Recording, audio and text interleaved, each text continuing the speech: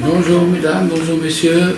On va faire un petit Dvar Torah sur la parasha Ré, c'est la parasha de la semaine, où il est dit, regarde, je donne aujourd'hui devant vous la bénédiction et la malédiction. Voilà, c'est le premier verset de la Torah, de la parasha, et on va essayer d'expliquer d'après le Rabbi Nachman dans une Torah de l'Écoute Moharan.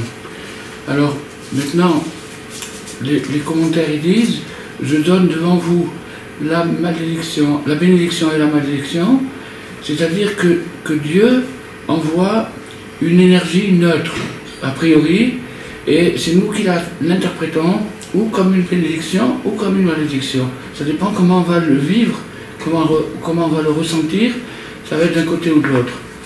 Alors on va voir maintenant comment faire pour permuter, pour passer de la malédiction dans la bénédiction, pour transformer ce monde. Donc il y a une leçon dans l'Écoute Moharan où il dit, alors je vais lire la leçon et puis après j'expliquerai. Alors Rabbi Nachman il a parlé très souvent avec nous à propos des souffrances de ce monde. Que tous les gens dans ce monde sont pleins de souffrances, il n'y a pas un seul qui soit content.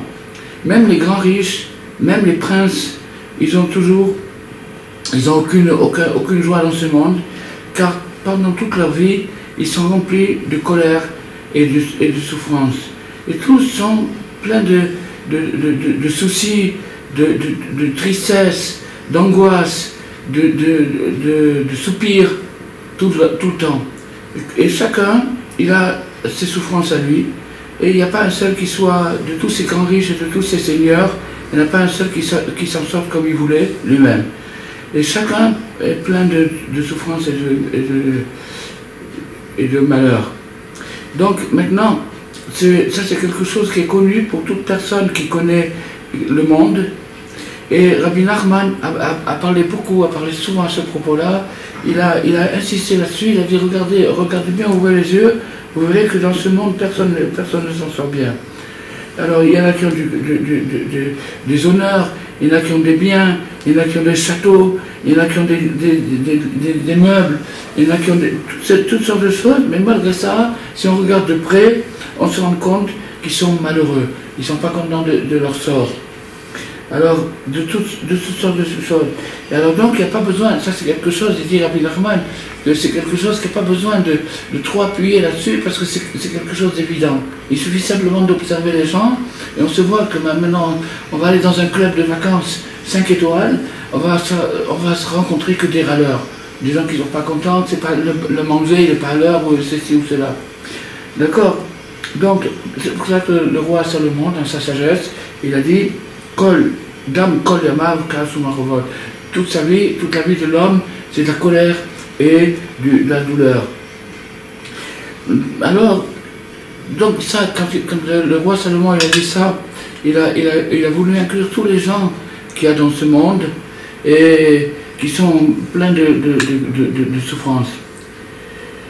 Alors maintenant, qu'est-ce qu'il nous reste à faire?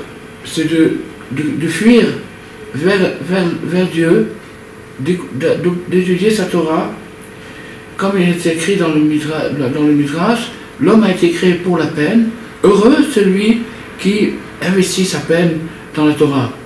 D'ailleurs, puisqu'il a été créé pour la peine, il a la possibilité d'investir cette peine dans la Torah, et donc sa vie et ses souffrances, elles prennent un sens. À partir du moment où elles prennent un sens, c'est tout à fait autre chose. Donc il transforme la peine en peine pour la Torah, alors donc il est né pour ça, et alors à ce moment-là il est heureux, parce qu'il est sauvé des souffrances de ce monde et des déceptions. Il y avait un savant qui s'appelait Viktor Frankl, qui était dans les camps de concentration, et c'était un condisciple de Freud. Et il s'est rendu compte dans les camps de concentration qu'à partir du moment où quelqu'un arrivait en là-bas, s'il avait un sens dans sa vie, il gardait sa dignité. Et ceux qui n'avaient aucun sens dans leur vie perdaient immédiatement leur visage humain. ils perdaient leur dignité. Donc il a fait toute une théorie, il a fait toute une école qui existe jusqu'à aujourd'hui, basée sur le sens dans la vie. Donc ça, c'est ce que Rabbi Nathan nous dit. Alors maintenant, on va dire, il y a une première explication, c'est l'explication du Rav de Chéry. L'explication du Rav de Chéry, il dit, étant donné que chaque pensée, chaque parole et chaque action d'un homme sont, excusez-moi, voilà, et que chaque pensée, chaque parole d'un homme sont tournées vers la finalité de la vie, c'est-à-dire qu'il interprète ses pensées, ses paroles et ses actions par rapport au but final, alors à ce moment-là, sa vie prend un sens. Et à partir du moment où sa vie elle prend un sens, sa vie est un couloir qui l'amène vers une destination. Donc elle a un sens, même si c'est difficile, cette difficulté est fructueuse, elle porte ses fruits, elle lui apporte une sensation de sécurité. Ce qui n'est pas le cas lorsque le plaisir est un sens, et le sens de la vie pour une personne, à ce moment-là, il n'y a que de la déception. Alors, maintenant, cette Torah, Rabbi Nachman, il a continué comme ça, il a terminé comme ça. Alors tout le monde est d'accord qu'il y a un monde qu'on appelle ce monde-ci et un monde qu'on appelle le monde à venir. Tout le monde est d'accord là-dessus. Pourquoi? Parce qu'on croit en ce qu'on nous a dit, qu'il y a un monde futur. Mais ce monde-ci, alors Rabbi Nachman a dit quelque chose de très fort. Il a dit ce monde-ci, ce qu'on appelle ce monde-ci, il existe peut-être quelque part dans une galaxie, très loin là-bas, il existe peut-être le monde de Olamazé, ce monde-ci, mais ici, c'est l'enfer. Pourquoi tout le monde en parle? Comment? Pourquoi tout le monde dit ce monde-ci? En vérité, si c'est Ben pas oui, ici, il n'existe pas. Alors, il existe par rapport à une préparation. En tant que préparation, il existe. Mais pas plus qu'une préparation. D'ailleurs, quand on voit, quand l'homme arrive à sa dernière minute, il ne reste rien de toute sa vie, sauf ce qu'il a réussi à préparer. Donc maintenant, je vais expliquer quelque chose d'extraordinaire. Et c'est ça le centre de la leçon.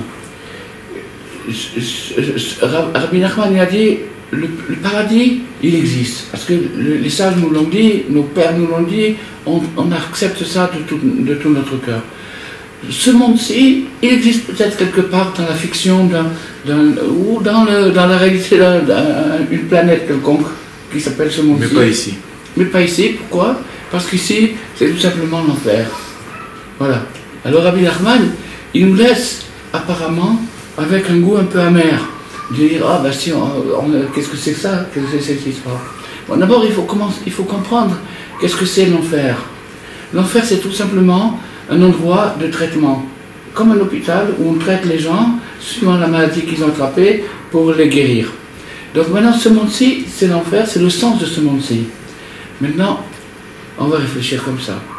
Si maintenant je commence à me dire, je me persuade que j'habite dans l'enfer, je dis, oh, mais dans mon enfer, il y a la climatisation, il y a la lumière, il y a une table, il y a une cuisine, il y a toutes ces choses-là, j'ai des amis, j'ai une femme, des enfants, oh là là, quel enfer, c'est un enfer 5 étoiles.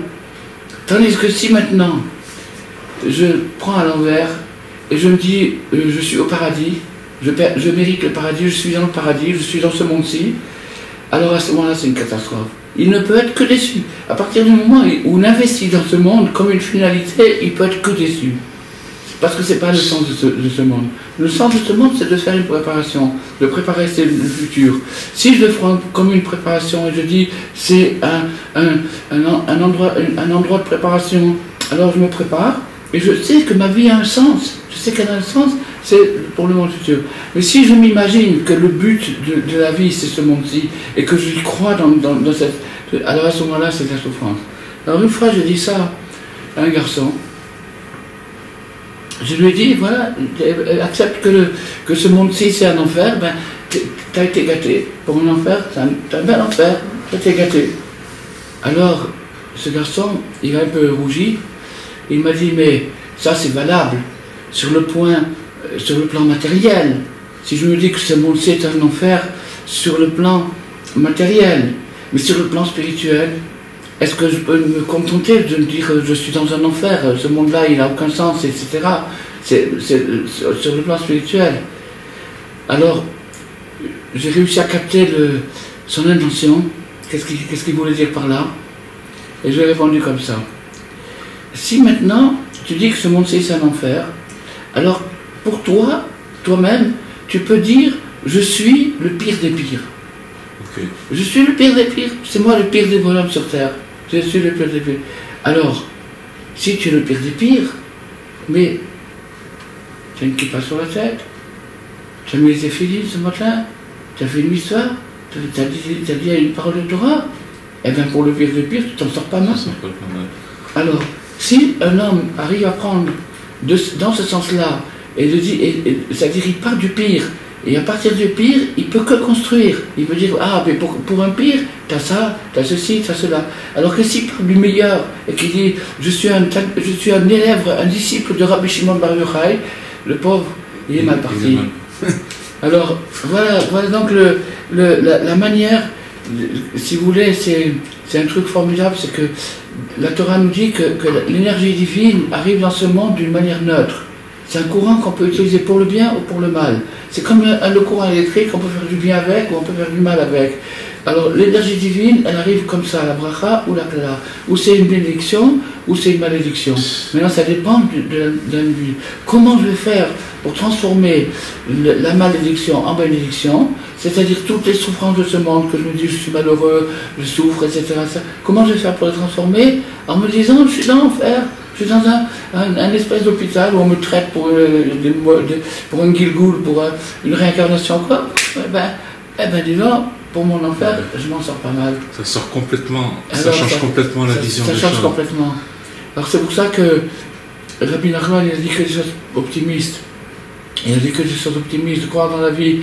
Et surtout, il a dit une fois que quand c'est difficile, même spirituellement, c'est tout simplement parce qu'on n'a pas suffisamment la foi. On ne croit pas assez. Si on avait la foi, on allégerait la vie. Oh, ça ne serait pas difficile. Ça serait pas difficile. Alors Rabbi Nathan, quand il a entendu ça, il a dit à Rabbi Nachman, mais je croyais que moi j'avais la foi. Parce qu'il s'est rendu compte que quand Rabbi nous parlait de la foi, ça voulait dire dans l'absolu. Il a dit, moi je croyais que j'avais la foi.